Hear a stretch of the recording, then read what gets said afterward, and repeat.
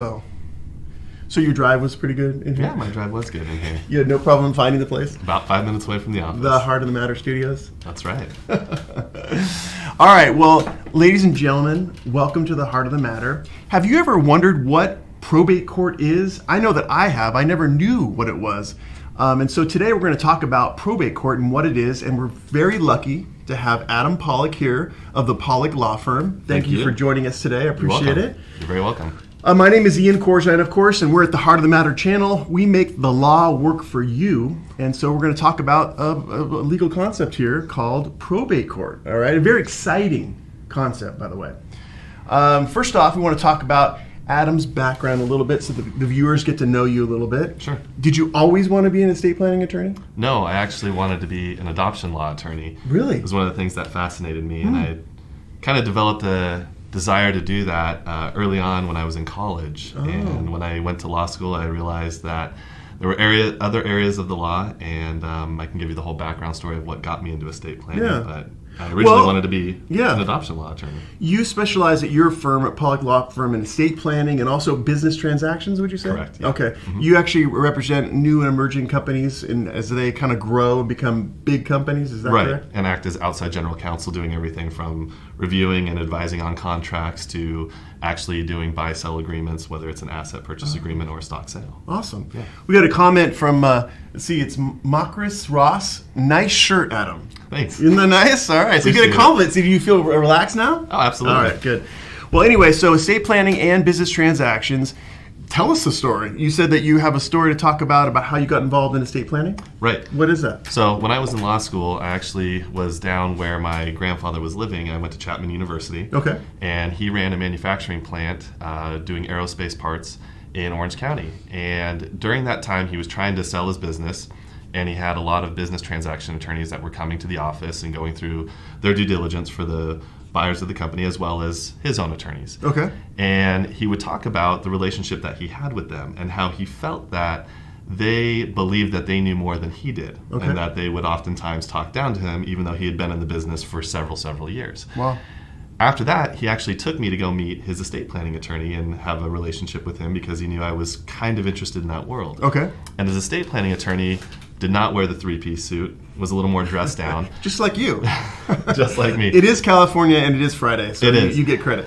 But he talked to my grandfather as an equal rather than talking down to him. And he understood that there were things that my grandfather knew and that there were things that he knew, and my grandfather relied on him for that advice. Okay. And so when viewing these two worlds and seeing how attorneys acted in either one of these worlds, I wanted to be the estate planning attorney. Okay. I liked the relationship that my grandfather had with him, the trust that he had with him, and ultimately that's what I directed my career into and my education into, was becoming that. Now, granted, I've developed another side of my practice, but when I was originally going out, that's what I wanted to have, was that kind of a relationship with all of my clients where it was more of a family law attorney, meaning I'm the family's attorney, and they could rely on me for several different things in terms of advice and direction. And so, one of the problems with estate planning is that, and I can imagine you run into this very often, is that it's so hard to come see you. I mean, what's wonderful about Adam, he's so approachable, he's so kind, he has such a warm smile, but to get past that kind of mental barrier for when you're wanting to see a estate planning attorney, because you're talking about what's going to happen when you pass away. Right, and that's one of the biggest struggles that people have, is they're having to deal with the end of life process, and nobody wants to admit their mortality, but it is a very particular thing that needs to be accomplished prior to one's passing. Failing to plan properly can lead us into probate, which is what we're here to talk about today, and one of the most difficult things that families have to go through when a loved one hasn't properly planned, and what that looks like. Wow. We have some comments here. I just want to say, hi, Pauline. Good to see you. And also, Rick Schuberg's here. He asked, how much should you expect to pay to set up a trust? We'll talk about revocable trust in our next video, but do you have any estimates for us on that? Really depends on where you're at. In Southern California, particularly in LA and Ventura County, you're probably looking somewhere in the range of $2,500 to $5,000 for something very vanilla, simple and straightforward, which most people need in that sense of it being not complex, but there are some complexities that may drive the price up or down. Okay. But that's probably a sweet spot if you're looking for an estate planning attorney. Okay. And we'll get in more detail in our next video coming up on why you might need a living trust, or as I pronounce it, revocable living trust. Some people say revocable. I know.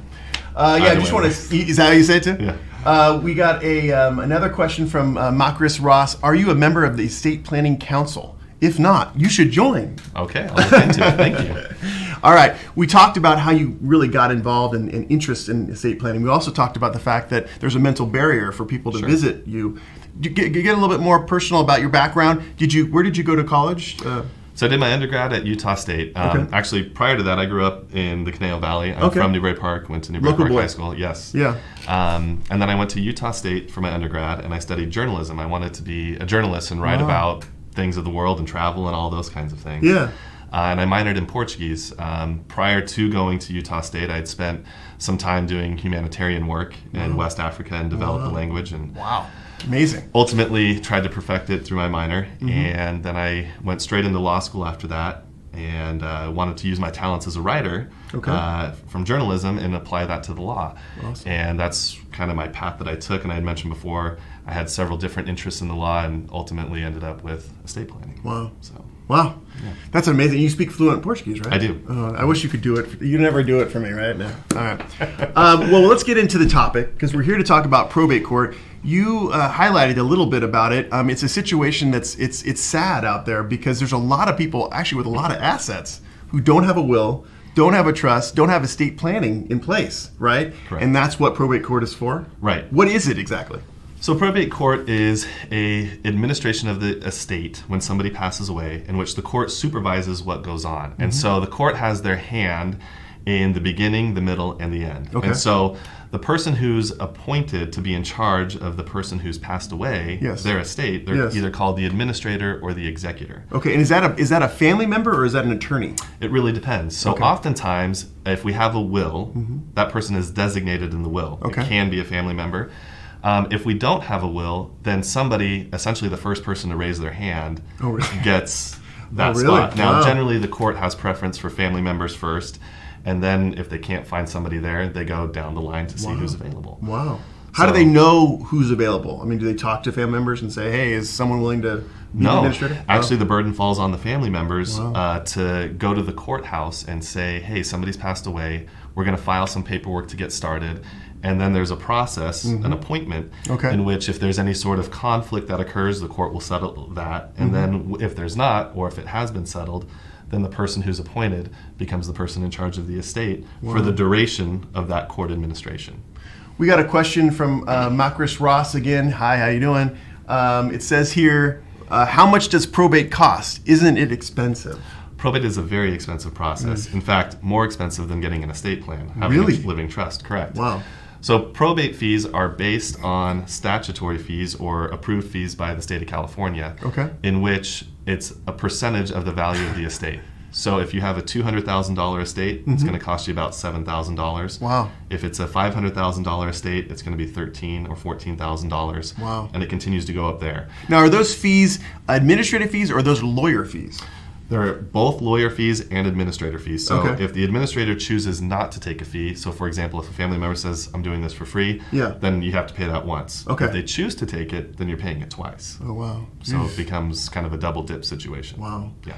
Now, is part of your practice devoted to probate, or do you work with other attorneys for that? How does that work out? As an estate planning attorney, I do dedicate my practice to probate as well, just because it goes hand in hand. And currently I have probably about 20 active cases between LA and Ventura County. Now you have active cases. How long does it take to go through probate? I mean, maybe it's a loaded question. I don't know. No, it's all dependent on the facts of the situation. But if we were to use a rule of thumb, LA County takes about 2 years. Ventura County takes about 1.5 years. Yeah, okay. We got some comments here. Fab and Focus says, what's up, Ian? What's up, Fab and Focus? Good to see you. Let's see. We got. I thought I saw some Portuguese on here, but I don't. It's not showing up here. We do. Did you read it? Yeah. It's Adam. Adam is a good attorney. Oh, nice. I like it. It says here from Nightcrawlers, and she was present for our Juan Ross talk too. Can you challenge a probate court's ruling? That is also a very fact-specific question. Okay. But you can challenge certain things that occurred during a probate process, particularly if you're a beneficiary. So, for example, if someone is trying to be appointed as the person in charge, the administrator, you can challenge that position if you have preferential rights. Okay. Okay, so for example, if a neighbor is trying to be the administrator, but we have a son or a daughter who's capable, yes, you can. Okay. There are other things that go along during the probate process to which somebody can challenge, for example, a liquidation of certain property and ultimately a final distribution. But again, certain facts are very specific to that. It's fact specific. It is. Okay. So if you're 20 cases you're administering, what are you doing on a day-to-day basis to administer the probate? What are you doing? Are you looking at documents that are being filed? Are you looking at deeds, asset reports, something like that? Or? Yeah, so probate in and of itself is very form driven. Okay. And I think that's one of the misconceptions that people have. Okay. And particularly, and I'm going to get to your question, but Sure. one of the things I see is people believe that because it's so form driven, it's easy to do without an attorney. Yeah, I've heard Right. of it. Yeah. And so oftentimes when I'm in court, I see a lot of individuals who self-represent and try to get through this process. Okay. But probate, even though it's form driven, is very much the Wild West in the sense that there are a lot of things that are nuanced to probate that you may not understand. And even if you have forms filled out what you think is correct, the judge is the ultimate gatekeeper, and they will return with several different questions. Well, what about this and what about that? And so not understanding the mindset of what a judge is looking for, as well as what that whole process looks like, can really bog you down. So on a day-to-day basis, what I normally do is I'm going through the checklist that we have. Okay. Even though it's form-driven and it's very specific as to what needs to occur along the way, Okay. you have to meet those nuances and make sure that you have them cleared, or you have an answer, a straight-faced answer to go in with when you go to the courthouse to accomplish one of those steps in probate. Is there, if you have an attorney for probate, is it generally going to go smoother? Is that a fair statement? Very much so. Okay, all right. I've got a question from Chris Rodgers. Hi, Chris, how are you? On average, how long does the probate process take? I think we kind of already got that question, but maybe you could just recapitulate it. Again, working in LA County and Ventura County specifically, LA is about 2 years from start to finish. Ventura County is about 1.5 years. Now, there's always exceptions to the rule. Some have gone a little bit quicker, some have dragged out a little bit longer, but that's a rule of thumb to go with.